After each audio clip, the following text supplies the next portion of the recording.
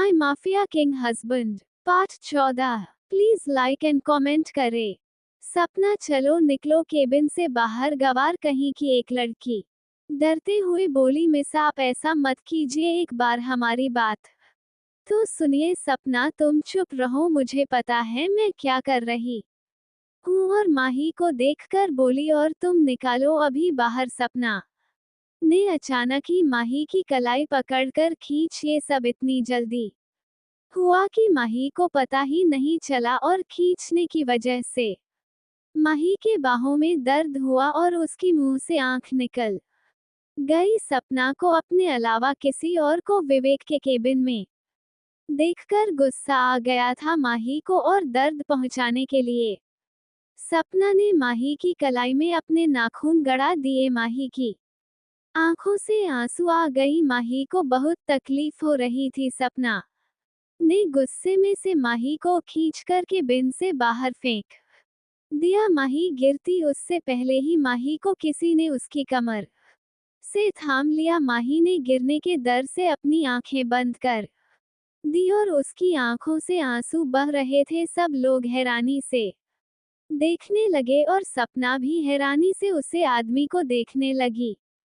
विवेक गुस्से से लाल आंखों से सभी को देख रहा था। अगर कोई उसकी आंखों से देखा तो वही भस्म हो जाता। विवेक ने देखा कि माही दरी सनी सी आंखें बंद कर उसकी बाहों में भी उसकी आंखों से आंसू अभी भी बह रहे थे। माही को ऐसा देखा विवेक गुस्से से लाल हो गया, क्योंकि उसकी जान से प्यारी बीवी ऐसे रो रही थी। विवेक को ऐसा लग रहा था जैसे किसी ने उसके दिल में छुरियां चला दी हो। माही ने जब खुद को नीचे गिरता न पाकर अपनी आंखें खोली तो उसे विवेक का चेहरा नजर आया और उसका डर थोड़ा काम हुआ। विवेक ने माही को आराम से खड़ा किया, मगर माही के मुंह से दर्द की आंख निकल गई और उसकी आंखों से आंसू बहने लगे, क्योंकि उसे ऐसे खींचकर बाहर लाते समय उसके पैर मोच आ गई थी। माही को ऐसे दर्द से रोता देख विवेक को उसका दिल टूटा हुआ महसूस हुआ। विवेक नहीं माही को अपनी बाहों में लेने के लिए उसकी कलाई पड़ी तो माही की आंख निकल गई और एक बार फिर माही की आंखों से आंसू बहन निकले। विवेक ने माही कि आज तुम उसकी कलाई देखी तो एक पल के लिए हैरान रह गई। उसकी कलाई पर नाखूनों के निशान थे जहां से खून निकल रहा था, लेकिन गुस्से से उसकी चिल्लाते हुए बोला, ये सब किसने किया है? सपना विवेक में तुम्हें सब समझता हूँ। सपना डरते हुए बोली। सपना विवेक को और कुछ बोलती उससे पहले ही विवेक ने उसे रोक दिया और वहां पर मौजूद एक लड़की को देखकर बोला, तुम बताओ यहाँ पर क्या हो रहा था? उसे लड़की ने विवेक को सब सच बता दिया। जब पता चलने पर विवेक का गुस्सा 7वें आसमान पर पहुंच गया थी, मगर उसे अभी माही की फिक्र हो रही थी और विवेक ने माही को संभालकर अपनी गोद में उठाया और दीपक को डॉक्टर को बुलाने के लिए बोल अपने केबिन की तरफ चला गया। विवेक को माही को इस तरह फिक्र करते देख सभी हैरान थे और सोचने लगे, आखिर उनका बस उसे लड़की के लिए इतना गुस्सा क्यों कर रहा है, और क्या लगती है वो बस कि विवेक को माही को केबिन में लाया और वहां ऊपर लगे सोफे पर आराम से बैठा दिया। विवेक ने अपने हाथों से माही के गाल पर से उसके आंसू साफ कर बोला, जान अभी भी दर्द हो रहा है तुम्हें उसे ऐसे देखे? विवेक को बहुत तकलीफ हो रही थी। माही ने विवेक को देते हुए मुस्कुराते हुए अपना सर ना में हिला दिया। इतने दर्द होते हुए भी माही को इससे मुस्कुराता देख विवेक को और भी ज्यादा अपने दिल में दर्द होता हुआ महसूस हो रहा था। सपना जो विवेक और माही के पीछे आ गई थी, वो विवेक को माही से प्यार से बात करते और उसकी सेवा करते देखा। वह वही केबिन के दरवाजे पर रुक गई। कुछ देर बाद दीपक केबिन में डॉक्टर को अंदर ले आया। डॉक्टर ने माही को चेक किया और माही की कलाई में भी दवा लगा दी। माही को बस मौत आई थी जो कुछ दिनों में ठीक हो जाएगी, और कुछ देर बाद दीपक के साथ बाहर चली गया। उनके जाते ही विवेक ने हमारे को अपनी बाहों में भर उसके माथे को चूम लिया। विवेक को माही के फोरहेड पर किस करता देखा। सपना खुद को रोक नहीं पाए और अंदर आते हुए बोली विवेक। मुझे लगा इससे आगे वह कुछ और बोलती, इससे पहले ही विवेक गुस्से से बोल गेट आउट। सपना ये सुनते ही हैरान हो गई कि अभी उसे क्या बोला, मेरी बात तो सुनो। इससे ज्यादा और बोल देती उससे पहले ही विवेक एक बार फिर गुस्से से चिल्लाते हुए बोला, तुमने सुना नहीं मैं क्या कहा, तुमसे चली जाओ। तुम्हारी वजह से अगर मेरी बीवी को कुछ भी हो जाता तो मुझे खुद भी नहीं पता मैं तुम्हारे साथ क्या करता। सपना बीवी शब्द सुनकर सुन पड़ गई और सोचने लगी कि विवेक ने शादी कब की। सपना तुमने शादी कब की विवेक? शादी करने से पहले अब मुझे तुम्हें बताना पड़ेगा कब की और क्यों की। सपना पर विवेक गुस्से से चिल्लाते हुए कहा, निकल जाओ यहाँ से। विवेक की बातें सुन सपना का बड़ा सा मुंह बन गया और उसकी आंखों में नमी आ गई। वो माही की तरफ देख गुस्से में चली गई। उसकी आंखों में नमी देख माही को बुरा लगा कि उसकी वजह से उसको सुनना पड़ा। विवेक माही की ओर देखकर बोला, अब तुम ठीक हो? माही ने अपना सर हमें हिला दिया। विवेक जान तुम कुछ देर यहाँ आराम से सो जाओ, फिर हम घर चलते हैं। माही ने अपना सर हाँ में हिलाकर सोफे पर लेट गई और कुछ देर बाद ही गहरी नींद में चली गई। विवेक ने माही की हालत देख बहुत अफसोस हो रहा था कि वो उसे अकेला छोड़कर गया ही क्यों। माही को कुछ देर देखने के बाद अपने काम में लग गया और बीच बीच में सो रही माही को देख रहा था। शाम के वक्त 8 बजे विवेक का काम खत्म हुआ और विवेक ने माही की तरफ देखा जो अभी भी सो रही थी। विवेक ने माही को अपने गोद में उठाया और लिफ्ट में चला गया। कुछ देर बाद वह पार्किंग एरिया में चला गया और माही को कार में अच्छे से लेटकर मिला के लिए निकल गया। विला पहुंचकर माही को अपनी गोद में उठाई और रूम में जाकर बेड पर लेटा दिया और खुद बाथरूम में सवार लेने चला गया। चेंजिंग रूम में चेंज कर बाहर आकर माही के भी कपड़े चेंज करती है और माही को किस करके उसको अपनी बाहों में भरकर सो गया। अगली सुबह माही की नींद खुली तो देखा विवेक ने उसे अपनी बाहों में भरकर सो रहा है। ये देख माही के फेस पर प्यारी सी स्माइल आ गई और आगे बढ़कर हल्के से विवेक को किस किया और बोली, गुड मॉर्निंग। उसके गुड मॉर्निंग बोलते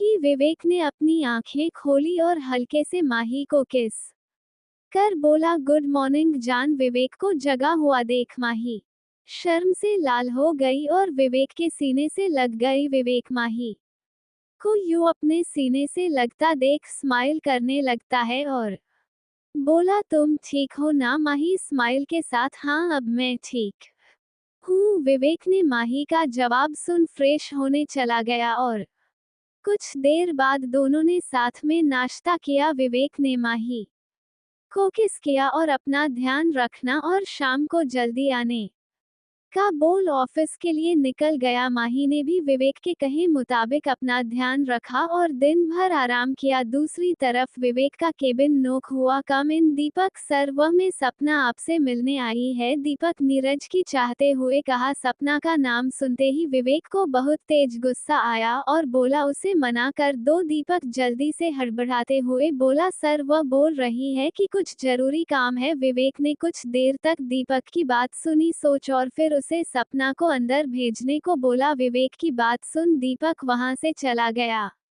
भाग 15। कुछ देर बाद सपना के दिन में आई। उसने देखा कि विवेक किसी फाइल में काम कर रहा है और काम करते वक्त वो बहुत हैंडसम लग रहा है। विवेक ने बिना सपना की तरफ देखकर बोला, क्या काम है तुम्हें? सपना, आई एम सॉरी विवेक, मुझे नहीं पता था तुम मेरी मामूली सी बात पर नाराज हो जाओगे। विवेक गुस्से से, तुम्हें तो मामूली बात लगती है, तुम्हारी वजह से अगर मेरी बीवी को कुछ हो जाता तो। सपना, लेकिन तुमने शादी कब की? विवेक, 1 हफ्ते पहले ही की है और तुम उसे समय यहाँ नहीं थी। सपना गुस्से से बोली, लेकिन क्योंकि? विवेक, कैसे क्योंकि मैं उससे प्यार करता हूँ, तो शादी कर ली सपना, क्या तुम उससे प्यार करते हो विवेक?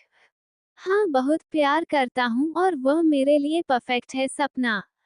लेकिन क्यों करते हो विवेक, क्या मतलब तुम्हारा सपना हद बढ़ाते हुए? कुछ नहीं, सॉरी, मेरी वजह से तुम्हें प्रॉब्लम हुई विवेक। हाँ कोई बात नहीं, मगर आगे से ध्यान रखना ऐसा दोबारा ना हो सपना। ठीक है, अब मुझे चलना चाहिए, बोलकर जल्दी से केबिन के बाहर निकल गई और गुस्से में खुद से बोली, तुम्हें तो मैं पैक कर रहूंगी और तुम सिर्फ मेरी हो। शाम का समय, माही अभी भी सो रही थी। विवेक अपना सारा काम खत्म कर विला चुका था। कर को पार कर विवेक विला के अंदर आ जाता है। अपना कोट उतारते हुए विवेक किशोर से बोल, माही कहाँ है, दिखाई नहीं दे रही? किशोर, सर मैडम तो अपने कमरे में होगी, दोपहर से कमरे से बाहर नहीं आई। विवेक किशोर की बात सुनकर थोड़ा परेशान हो जाता है और किशोर को देखकर बोला, ठीक है, तुम जो इतना बोल। विवेक अपने कमरे की तरफ चला गया। विवेक कमरे में आकर देखा है कि माही बेड पर किसी छोटे बिल्ली के बच्चे की तरह खुद में सिमट कर सो रही थी। विवेक के चेहरे पर एक स्माइल आ जाती है और आगे बढ़कर माही के पास खड़ा होकर कुछ देर उसे देखता रहता है। फिर उठाते हुए बोला, जान उठ जाओ, शाम हो गई है। माही विवेक के ऐसे बोलने पर थोड़ी कम सही और फिर से सो गई। माही को उठना ना देख विवेक माही के ऊपर झुक जाता है और उसके होठों पर अपने हाथ रख उसे किस करने लगता है। विवेक के इस तरह किस करने से माही को सांस लेने में दिक्कत होने लगी और वो तुरंत अपनी आंखें खोल देती है। माही को उड़ता देख विवेक उसे किस करना छोड़ देता है और माही से बोल, जल्दी से फ्रेश होकर नीचे आओ, मैं नीचे तुम्हारा डिनर के लिए वेट कर रहा हूँ। माही अपना सिरहा में हिला देती है और फ्रेश होने के लिए बाथरूम में चली जाती है और विवेक दूसरे कमरे में फ्रेश होने चला जाता है। कुछ दो बाद दोनों नीचे आते हैं।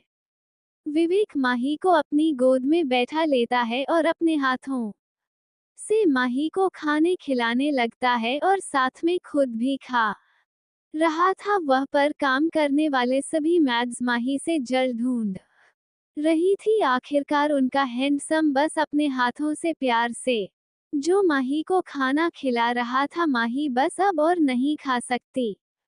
माही ने विवेक के हाथ को पकड़ते हुए बोला, विवेक जान, बस थोड़ा सा और खा लो। इतना बोल अपने हाथों से उसे और खाना खिला देता है। माही, और खाया तो मेरा फट जाएगा। माही ने बात अपने हाथों से पेट की ओर इशारा करते हुए बड़े ही मासूमियत से कही। विवेक के चेहरे पर माही की बात सुनकर मुस्कान। विवेक मुस्कुराते हुए, हाँ ठीक है, अब और नहीं खिलाएगा। कुछ देर बाद दोनों डिनर करने के बाद अपने रूम में सोने के लिए चले जाते हैं, जहां विवेक माही को अपनी बाहों में भर लेता है और दोनों सो जाते हैं। अगली सुबह खिड़की से आई धूप से विवेक उठ जाता है और माही को देखा जो बच्चों की तरह उसे लिपट कर सो रही थी। विवेक ने माही के कान के पास किस करते हुए बोला, गुड मॉर्निंग जान। माही ने कोई प्रतिक्रिया नहीं दी और वैसे ही सोती रही। विवेक ने फिर से कोशिश करते हुए बोला, जान उठ भी जाओ अब। माही बच्चों की तरह बिना आंख खोल बोली, थोड़ी देर और सोने दो। विवेक माही के ऐसे बोलने पर उसके ऊपर बहुत प्यार आ रहा था। विवेक माही के ऊपर आकर शरारत से बोल, बेबी उठ जाओ, नहीं तो मैं दूसरी तरीके से उठाऊंगा। माही विवेक के अपने ऊपर अचानक से आने पर हद बढ़कर आंखें खोल देती है। माही के आंखें खोलने पर विवेक उसके ऊपर से उठ जाता है। माही भी उठकर बैठ जाती है। विवेक, गुड मॉर्निंग बेबी, माही के माथे पर किस करते हुए बोला। माही गुड मॉर्निंग प्यारी सी स्माइल के साथ बोली। विवेक, चलो अब जल्दी से फ्रेश होकर तैयार हो जाओ। माही, यहाँ पर तैयार क्यों होना है विवेक, क्योंकि तुम मेरे साथ आज ऑफिस जा रही हो। मैं ऑफिस जाकर क्या करूंगी विवेक, आज तुम्हारे कॉलेज की छुट्टी है और घर पर बोर हो जाओगी इसलिए तुम मेरे साथ ऑफिस चल रही हो। माही ठीक है, इतना बोलना ही फ्रेश होने चली जाती है। कुछ देर बाद दोनों ब्रेकफास्ट करते हैं और कार में बैठकर ऑफिस के लिए चले जाते हैं। गाड़ी ऑफिस पहुंच जाती है और विवेक माही का हाथ पकड़कर ऑफिस के अंदर चला जाता है और सारे एम्प्लॉय उसे विश करते हैं। विवेक के बिन में जाकर कुछ फाइल में काम करने लगता है और मैं वहां पैसों पर बैठकर फोन चलाने लगते हैं। विवेक बिल्कुल सीरियस होकर काम कर रहा था कि अचानक उसकी नजर माही के ऊपर जा रुक। माही अपने में ही गुम होकर फोन चला रही थी। माही विवेक को इस तरह बहुत ज्यादा क्यूट लग रही थी। विवेक माही को नहाने में बिजी था कि तभी डोरेमोन को विवेक कम इन बोलकर फाइल में काम करने लगा। दीपक अंदर आया, बोला सर आपके साइन चाहिए थे इस फाइल पर। विवेक ने फाइल ली और साइन करते हुए बोला आज कोई मीटिंग है? दीपक नहीं सर, आज कोई मीटिंग नहीं है। विवेक के इतना बोल फाइल दीपक को पकड़ा दी। दीपक भी फाइल लेकर चला गया। विवेक फिर से अपने काम में लग गया। इसी तरह कृपया हो जाती है। विवेक अपना काम रोक देता है और माही और अपने लिए लंच ऑर्डर करता है। लगभग 15 मिनट बाद विवेक के केबिन का दरवाजा लॉक होता है और दो लोग लंच लेकर अंदर आते हैं और खाना रखकर वापस लौट जाते हैं। विवेक माही के पास बैठ जाता है और दोनों लंच करने लगते हैं। लंच करने के बाद विवेक फोन करके उन लोगों को बुलाता है और वह लोग वहां से सामान लेकर चले जाते हैं। विवेक माही को देखकर बोला बच्चे तुम्हें लंच अच्छा लगा? माही स्माइल करते हुए बहुत अच्छा। विवेक थोड़े शर्त के साथ बोला अच्छा ठीक है, अब कुछ मीठा खाते हैं। माही को विवेक की बातें सुन उसको देखने लगी और कुछ बोलने के लिए मुंह खोला ही था कि विवेक उसके होठों पर अपने होंठ रखकर प्यार से किस करने लगता है। माही विवेक के इस क्रिया से शॉक हो जाती है और अपनी आंखों को बड़ी बड़ी करके विवेक को देखने लगी। विवेक इतनी रोमांटिक तरीके से किस कर रहा था कि माही भी उसका साथ देने लगी। भाग 16। करीब 7 बजे विवेक की आंखें खुली तो अपनी बाहों में सुकून से सोता देख मुस्कुरा दिया और माही के माथे पर किस कर दिया और माही को भी उठा दिया। विवेक जान तुम ठीक हो? माही हाँ बोलकर अपना सर हमें हिला देती है। विवेक दर्द तो नहीं हो रहा? माही नहीं, दर्द नहीं हो रहा। विवेक ठीक है, कपड़े पहन लो फिर घर चलते हैं। माही ने भी हाँ बोलकर कपड़े पहन लिया और दोनों घर के लिए निकल गई। घर जाकर दोनों फ्रेश होने चले गए और डिनर करके विवेक ने माही को अपनी बाहों में भर लिया और दोनों सो गई। ऐसे ही 1 महीना बीत गया। 1 महीने बाद विवेक माही को किस कर रहा था कि अचानक उसका फोन रिंग हुआ तो माही से दूर होकर बालकनी में जाकर बात करने लगा। कुछ देर बाद वापस रूम में आया। माही क्या हुआ, किसका कॉल था? माही विवेक को देखते हुए बोली विवेक घर से था, कल हमें घर जाना है। माही घर? कौन सा घर की बात कर रहे हैं आप? माही असमंजस भाव से विवेक को देखते हुए बोली विवेक हमारे घर मॉम और दादी तुमसे मिलना चाहती है। विवेक ने स्माइल करते हुए कहा। विवेक की बात सुन माही सोचने लगी घर मतलब उसका ससुराल जाना है। उसकी सासू माँ और दादी सास उससे मिलना चाहती है। ये सोचते ही वह परेशान भाव से विवेक को देखने लगी। विवेक तुम इतना डर क्यों रही हो? मैं हूं ना तुम्हारे साथ। माही को परेशान होता देख लीजिए बोला। माही अगर आपके परिवार को मैं पसंद नहीं आई तो माही परेशानी से बोली। विवेक ऐसा हो ही नहीं सकता कि तुम उन्हें पसंद ना आओ। देखना मॉम और दादी तुम्हें भी मेरी तरह ही प्यार करेंगे। विवेक ने माही को समझाते हुए बोला। माही परेशान होते हुए लेकिन मुझे डर लग रहा है। विवेक कुछ नहीं होगा, तुम डरो मत, में होना अब सो जाओ, कल घर जाना है। विवेक ने माही को बाहों में भरकर उसके माथे पर किस करके सो गया। माही भी विवेक के परिवार वालों को पसंद आएगी या नहीं ये सोचते हुए नींद के आगोश में चली गई। सुबह दोनों तैयार होकर नाश्ता करने लगे। माही विवेक की फैमिली उसे पसंद करेगी कि नहीं इस टेंशन में ठीक से कहा नहीं रही थी। विवेक जान, टेंशन लेने की जरूरत नहीं है, मैं तो हूं ना, तुम्हारे साथ सब अच्छा होगा। विवेक ने माही को शांत करते हुए बोला। विवेक के ऐसा बोलना देख माही को सुकून महसूस हुआ कि उसका परिवार उसे पसंद करे ना करे, विवेक तो है ना उसके साथ। कुछ देर बाद दोनों हाथों में हाथ पकड़कर बाहर आ गई। माही आज बहुत प्यारी लग रही थी। उसने एक रेड कलर का कुर्ता और जीन्स पहना हुआ था। कमर के नीचे आते बालों को खुला छोड़ा था। कानों में डायमंड टॉप, मांग में सिंदूर, गले में मंगलसूत्र और हाथों में लाल चूड़ियां। फोटो पर हल्की लिपस्टिक और आंखों में काजल। कुल मिलाकर माही बहुत खूबसूरत लग रही थी। विवेक ने भी ब्लैक कलर का सूट पहना हुआ था और सूट के पॉकेट में लाल रंग का रुमाल। दोनों एक साथ बहुत जच रहे थे। माही और विवेक दोनों गाड़ी में बैठ विलास से बाहर निकल गए। कुछ घंटे तक ड्राइव करने के बाद विवेक की गाड़ी राणा मैंशन पहुंच गई। मैंशन का बड़ा सा गेट खुला और कर अंदर आ गई और विवेक ने गाड़ी को पार्क की। विवेक माही को घर से बाहर निकलता है, तभी एक आदमी घर से बाहर आया और विवेक को देखकर बोला, नमस्ते। विवेक, बाबा नमस्ते। छोटी मालकिन। आदमी मुस्कुराते हुए बोलो, विवेक नमस्ते काका। और माही की ओर देखकर रामू काका से मिलते हुए बोला, माही यह रामू काका यहाँ के पुराने वफादार आदमी हैं। माही ने भी रामू काका को नमस्ते बोल और विवेक माही का हाथ पकड़कर अंदर की तरफ चला गया।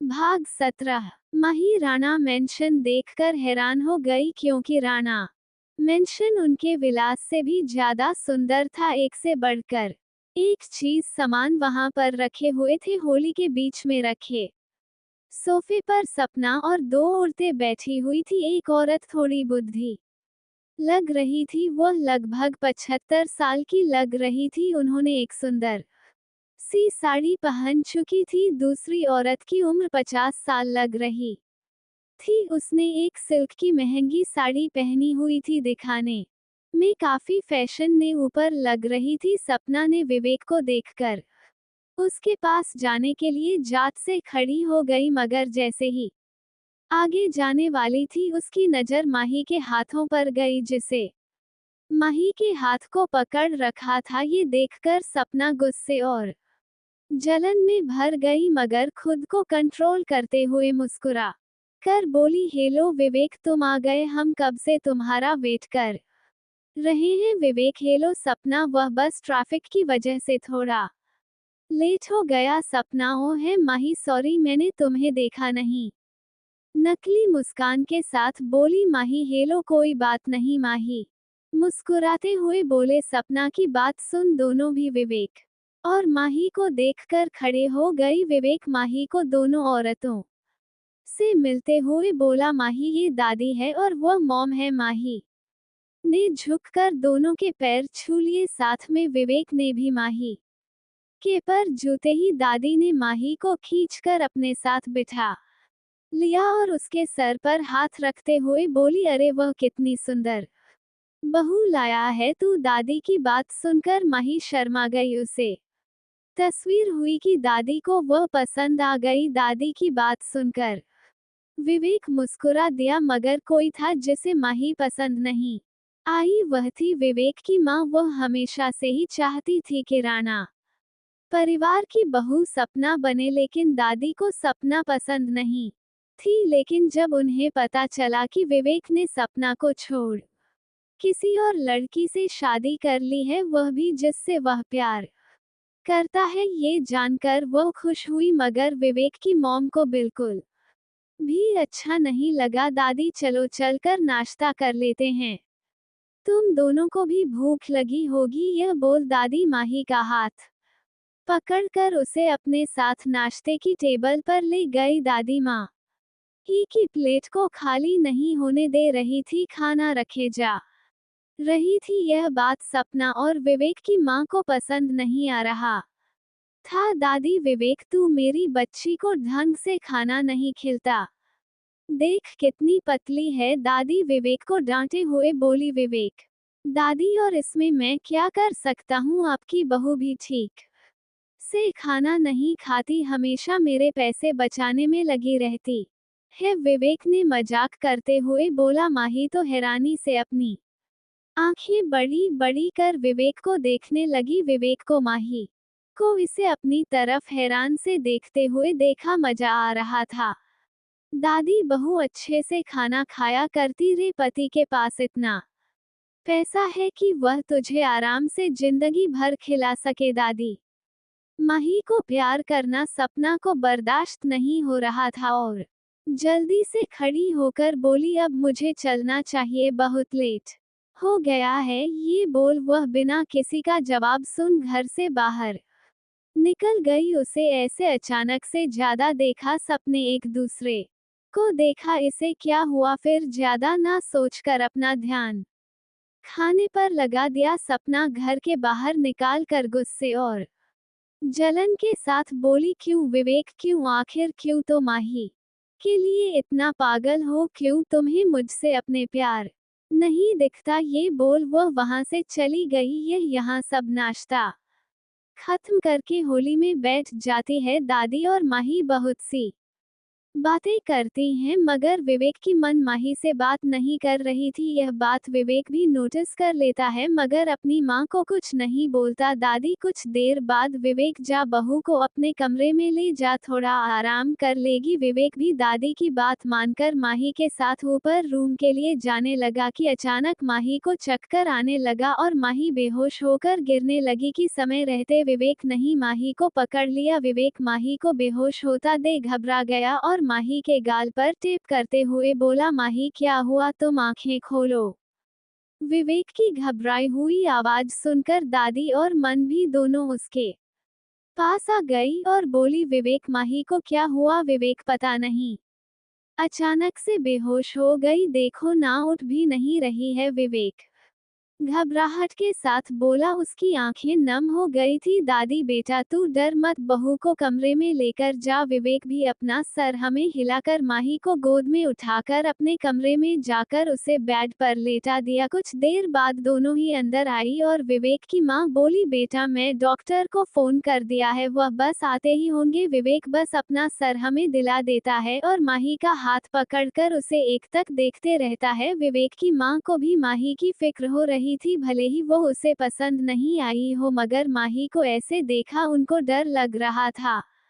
भाग 18। कुछ देर बाद रामू काका डॉक्टर को लेकर अंदर आते हैं। डॉक्टर सबको बाहर जाने का बोलती है। विवेक का मन तो नहीं कर रहा था बाहर जाने का, मगर दादी माँ और अपनी मॉम के समझाने पर बाहर आ गया। 10 मिनट बाद डॉक्टर कमरे से बाहर निकल गई। डॉक्टर को बाहर आता देख विवेक बोला, डॉक्टर माहिती तो है ना। डॉक्टर शांत हो जाए, घबराने की कोई बात नहीं है। विवेक क्या हुआ है माही को और उसे होश कब तक आएगा। डॉक्टर जी कुछ देर बाद होश आ जाएगा और आप सभी के लिए गुड न्यूज़ है। मन क्या गुड न्यूज़ है डॉक्टर। गुड न्यूज़ यह है कि वह प्रेग्नेंट है। डॉक्टर की बात सुनकर सब लोग खुश हो गए। विवेक हैरानी से बोल, क्या दादी। विवेक तू क्या क्या कर रहा है, तू बाप बनने वाला है। दादी खुश होते हुए बोली। विवेक को तो विश्वास ही नहीं हो रहा था